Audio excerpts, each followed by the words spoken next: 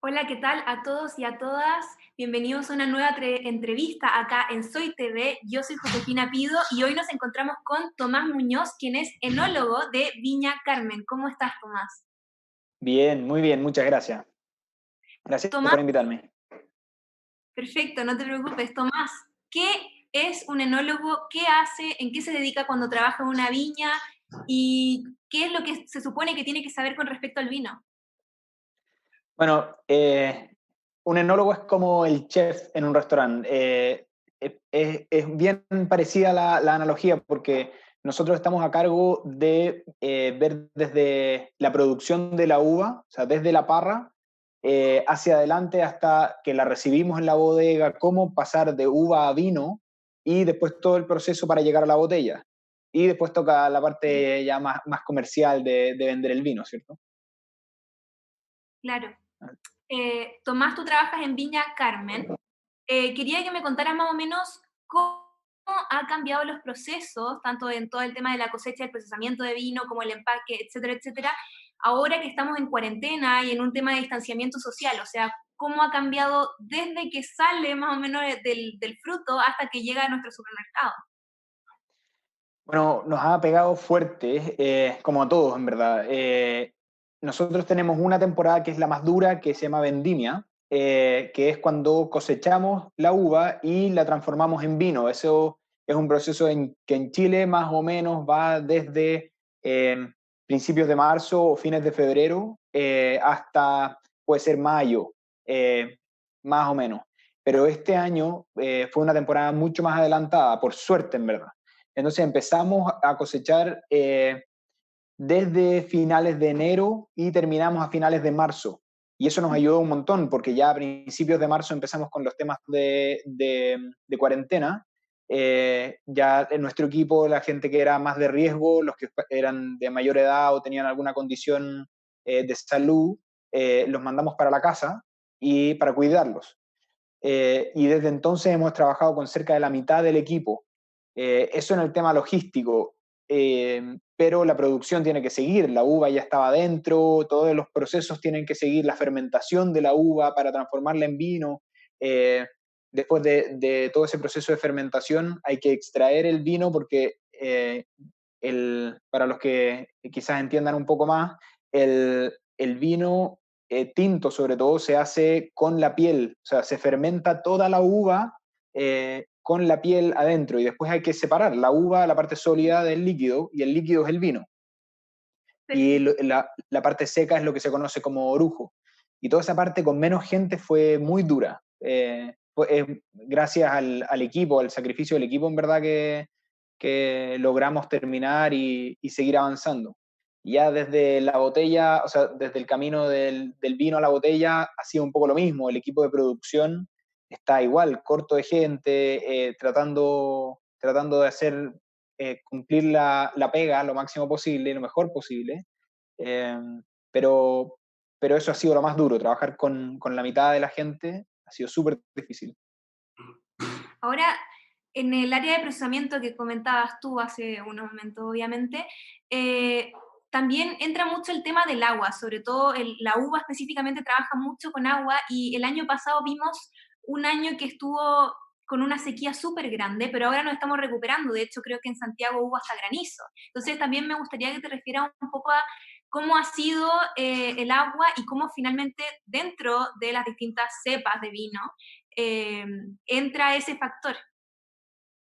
Súper, súper importante, es vital, bueno, en todos los procesos del agua es vital, pero todo lo que es agricultura es absolutamente indispensable y como dices tú, el año pasado fue muy seco, muy seco, eso nos pegó muy duro, todas las producciones son menores, eh, eh, además de ser un año seco, fue un año extremadamente caluroso, entonces eso hizo en parte, en gran medida, que se adelantara la cosecha, que es lo que comentaba hace poco, que en ese sentido fue bueno, pero es súper difícil eh, si uno no maneja bien esa ventana de tiempo, el hecho de que no haya agua y haya calor, a todas las frutas les pega igual, se empiezan a deshidratar y empiezan a hacer pasas.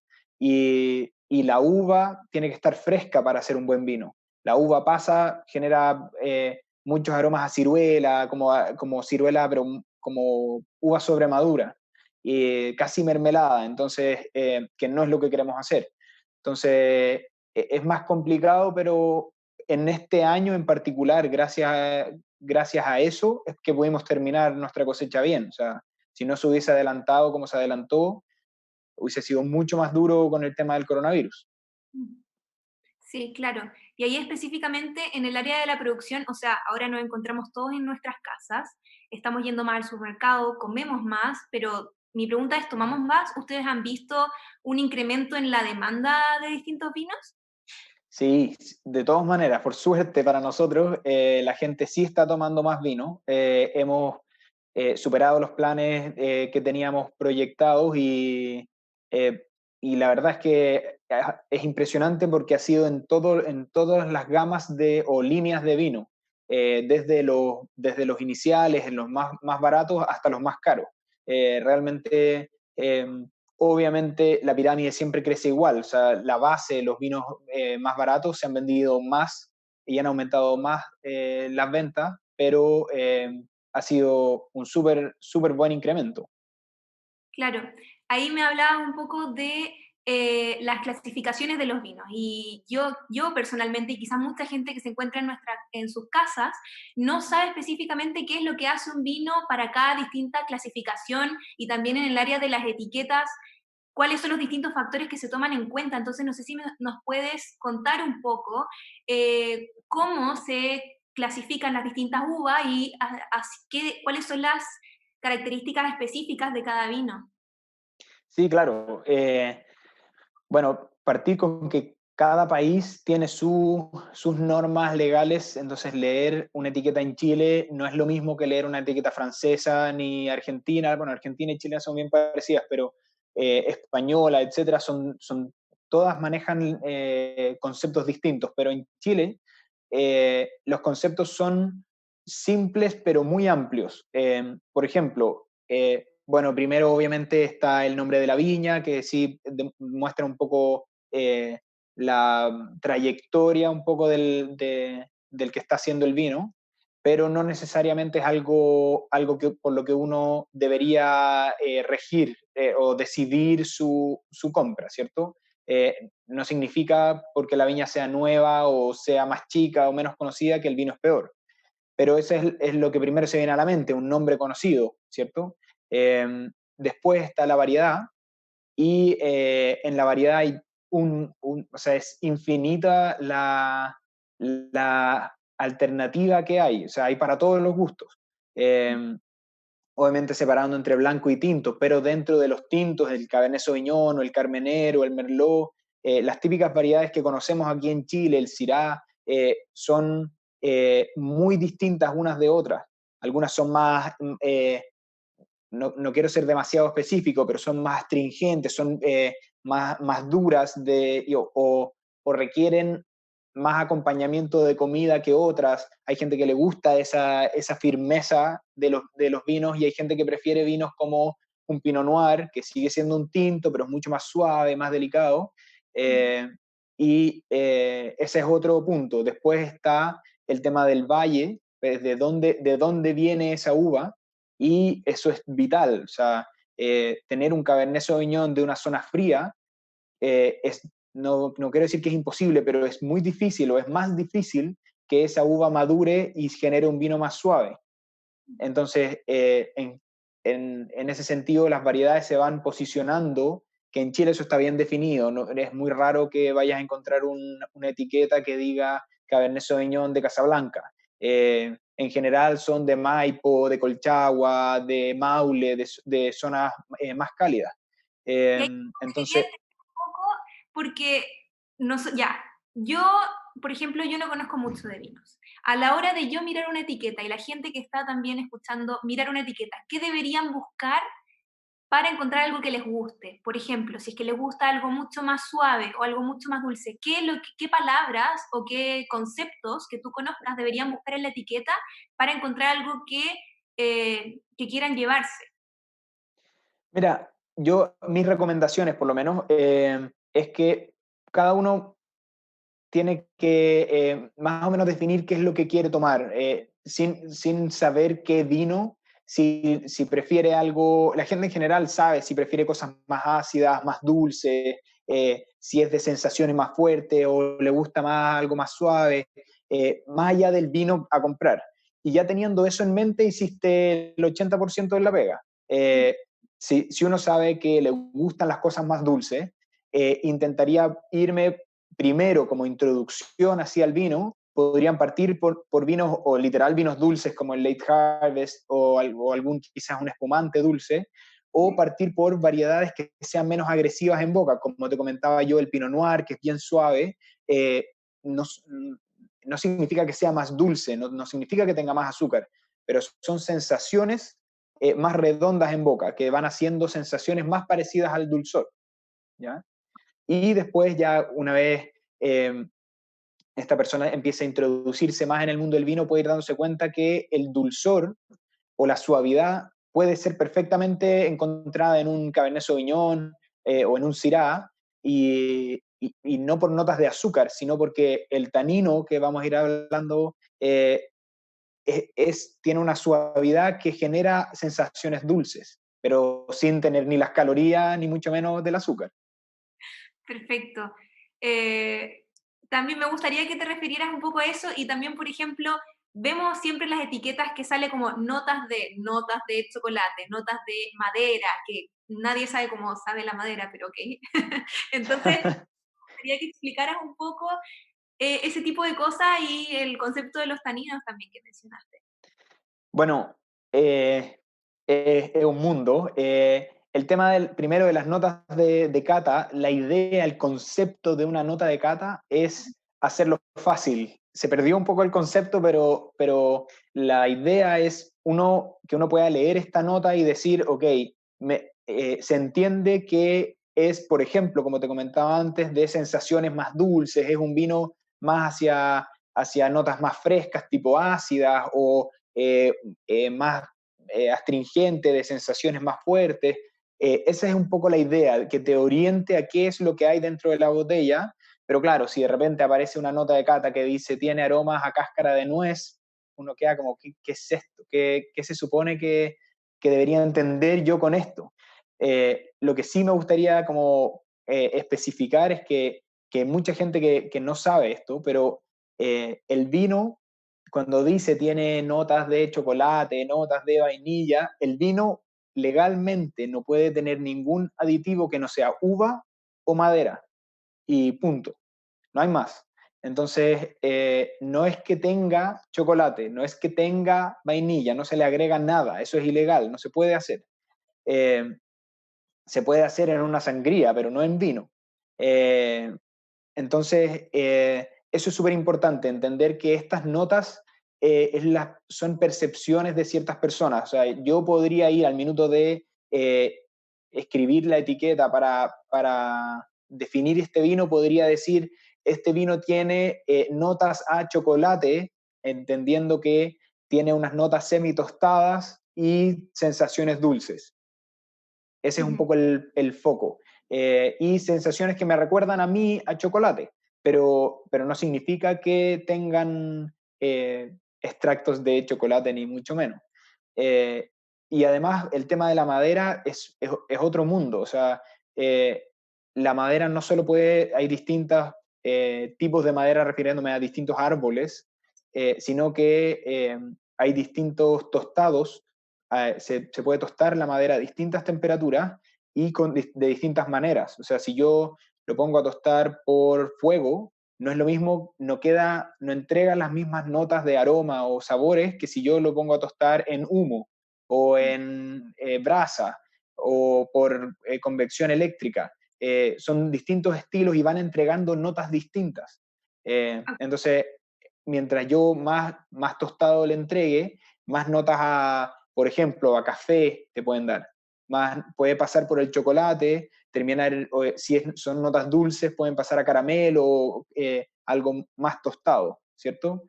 Entonces, eso se va impregnando en el vino y ayuda a la complejidad de que hablamos nosotros, de estas sensaciones o aromas a café y cosas así. ¿cierto? Y ahora te quiero llevar Y un poco a un tema un poco más controversial porque, eh, claro, distintos vinos tienen distintos precios, pero mi pregunta va a, ¿realmente un vino que es más caro con uno que es más barato cambia pesos, cambia mucho en el procesamiento o en algo específicamente? bueno, sí, cambia muchísimo. Es increíble la diferencia que hay entre un vino, eh, mientras la diferencia sea más amplia, la diferencia en procesos es muy distinta. Y eso es súper fácil de reflejar o demostrar. Eh, eh, Porque, por ejemplo, si yo tengo un vino que tiende a ser más barato, por ejemplo, un vino barato, la capacidad que tiene ese vino de guardarse en el tiempo es mucho menor que la de un vino caro, ¿ya? Un vino que cueste, te invento, 20.000 pesos o más, son vinos que van a durar, debieran durar fácil 10 años o más. Eh, en cambio, un vino, pero no por el hecho, no es caro por el hecho de que sea rico solamente. Ujú, Depende de cómo se defina cada empresa, pero en general tiene, la tendencia es que un proceso más caro genera un producto más caro, y tiene que venderse más caro para pagarse. Eh, Partiendo desde la uva, son distintos. Yo no puedo tomar de un cuartel y un año decidir hacer un vino barato y al año siguiente hacer un vino caro. No pasa así. Esto es como, igual que en la cocina, como les comentaba yo, para hacer un gran plato, los grandes restaurantes venden su comida cara, pero la materia prima también es más cara. Son, te invento, carnes o verduras que son más seleccionadas. Esto es lo mismo. La uva está elaborada y está producida eh, para hacer una uva más pequeña, más concentrada y generar un vino más concentrado, con más color, con más aromas, con más sensaciones.